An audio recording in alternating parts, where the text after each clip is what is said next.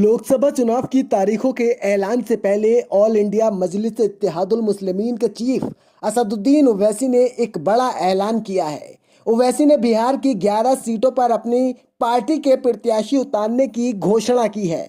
AIMIM Bihar की Kishanganj Lok Sabha seat पर बड़ी मजबूती से चुनाव लड़ने जा रही है। उसी के साथ में 11 लोकसभा सीटों पर एआईएमआईएम अपने प्रत्याशी उतारेगी।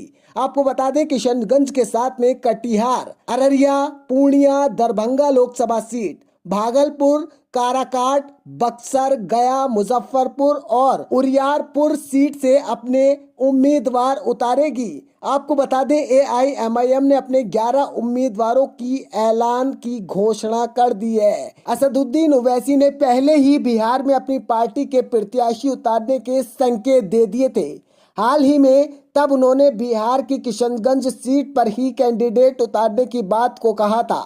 दरअसल बिहार के किशनगंज में पिछले लोकसभा चुनाव में कांग्रेस नेता मोहम्मद जावेद ने बाजी मारी थी। इतना ही नहीं, 2019 में बिहार में कांग्रेस सिर्फ इसी सीट पर चुनाव जीती थी। 11 कैंडिडेट उतारने के बाद एआईएमआईएम बिहार के अध्यक्ष अख्तरुल ईमान ने क्या कुछ कहा है, वो सुनिए।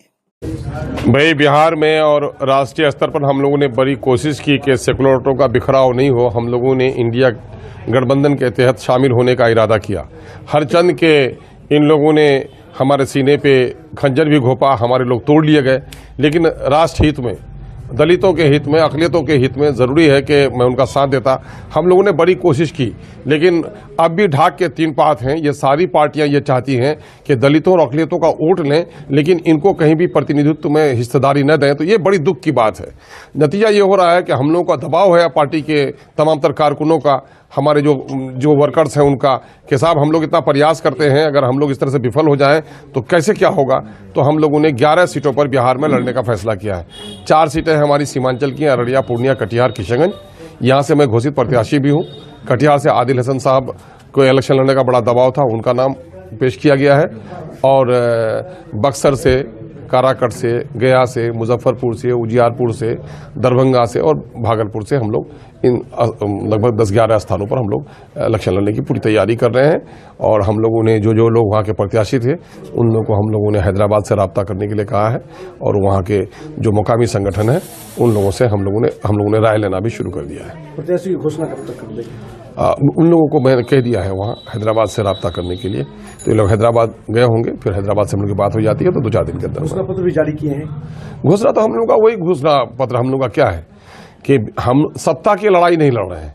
हम लड़ाई लड़ रहे हैं इस देश में और इस राज्य में शोषित वंचित वर्गों के लिए। और ये बात मैं कल तक कहता था तो मेरी बात में सदाकत नजर नहीं आती थी, लेकिन नीतीश कुमार जी गलती से काम कर गए और अपने जुर्म की दास्तान लिख गए।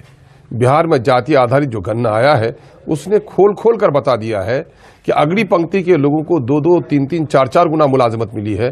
दलितों और अक़लियतों को उसके वाजिब हिस्सा से वंचित कर दिया गया है।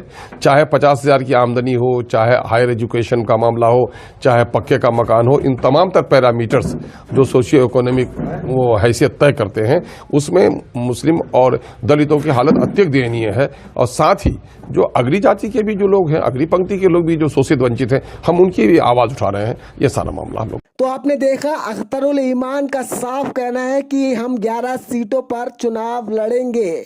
आपको क्या लगता है 2024 चुनाव में बिहार में एआईएमआईएम क्या कमाल करने जा रही है? अपनी कीमती राय जरूर दीजिए। मीडिया वॉइस को सब्सक्राइब कर लीजिए। बहुत शुक्रिया।